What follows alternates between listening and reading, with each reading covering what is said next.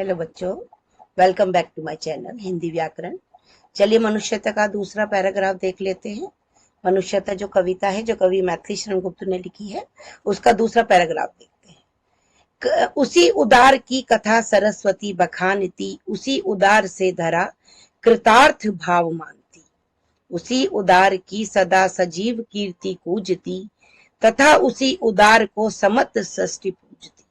अखंड आत्मभाव जो असीम विश्व में भरे, वही मनुष्य है कि जो मनुष्य के लिए मरे। शब्दार्थ देख लेते हैं। उदार यानी महान यानी श्रेष्ठ, बखानती यानी गुणगान करना, धरा यानी धरती, कृतघ्न कहते हैं ऋणी मनुष्य, आभारी रहना, सजीव यानी जीवित, कूजती यानी करना, अखंड कहते हैं जिसके टुकड़े न किए जा सके, असीम यानी पूरा। चलिए व्याख्या समझते हैं।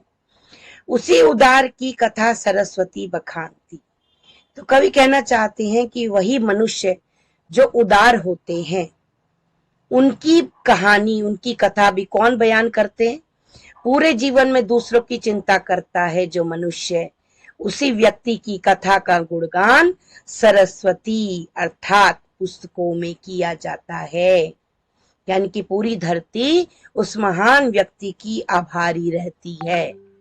उस व्यक्ति की बातचीत हमेशा जीवित व्यक्ति की तरह की जाती है। देखिए बेटे, कहते हैं ना कि जब भी कोई मनुष्य मर जाता है या उसके बारे में क्या कुछ वो कर गया है, उसके बारे में हमें कैसे ज्ञान होता है? हमें तभी तो होता है ना, जब हम पुस्तक पढ़ते हैं तभी हम पहचान कर पाते हैं कि हाँ भाई ये इतना प्रसिद्ध था, लोग इसे याद कर रहे हैं। कैसे याद कर रहे हैं? उसकी अच्छाइयों को पढ़कर। वो हम कहाँ पढ़ते हैं? बड़े बड़े ग्रंथों में, पुस्तकों में पढ़ा जाता है। श्री राम कौन थे, उनके द्वारा किए गए अच्छे कार्य क्या थे, है ना। देखो, याद तो हम रावण को भी करते हैं, लेकिन हम उसके बुरे कर्मों को याद करते हैं, जो उसने बुरे काम किए। उसी तरह ही हम श्री राम को याद करते हैं उनके अच्छे कर्मों के द्वारा। वो कह रहे हैं उसी उदार की सदा सजीव कीर्ति गूंजती।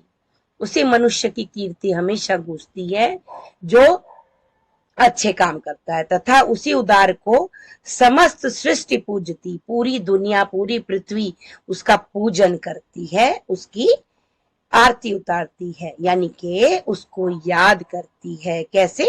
सम्मान के रूप में। ठीक है।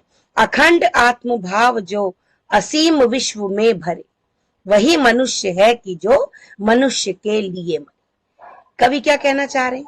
कवि कहना चाह रहे हैं कि जो मनुष्य पूरे संसार को अखंड भाव और भाईचारे की भावना में बांधता है, वही व्यक्ति सही मायने में मनुष्य कहलाता है।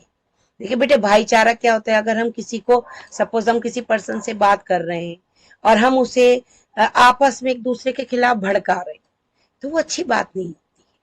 जब हम एक मनुष्य से दूसरे मनुष्य के बारे में बात करेंगे और उसकी अच्छाइयों के बारे में से बताएंगे, कहेंगे वो कितना अच्छा इंसान है, दूसरों की मदद करता है, तो हम ये भाईचारा फैलाते हैं। यानी अखंड भाव, हम किसी को तोड़ने का काम नहीं करते हैं, हम एक दूसरे के मन में मैल नहीं पैदा करते हैं, हम उसकी अच्छाइयों के बारे में उसको बताएंगे, तो हम एक दूसरे के मन में भाईचारे की भावना को पैदा करेंगे। वही व्यक्ति जो है सही मायने में मनुष्य कहलाता है। वह नहीं जो आपस में फूट डालता है, एक दूसरे के मन में कटुता पैदा करता है, नफरत पैदा करता है। बिल्कुल नहीं। उदार वही मनुष्य होता है जो एक दूसरे के मन में एक दूसरे के प्रति प्रेम भाव भरता है।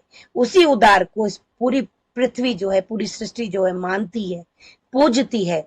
वही अच्छे मनुष्य को याद किया जाता है। किसमें बेटे? पुस्तकों के द्वारा। तो वही असली मनुष्य कहलाता है जो भाईचारे की भावना फैला।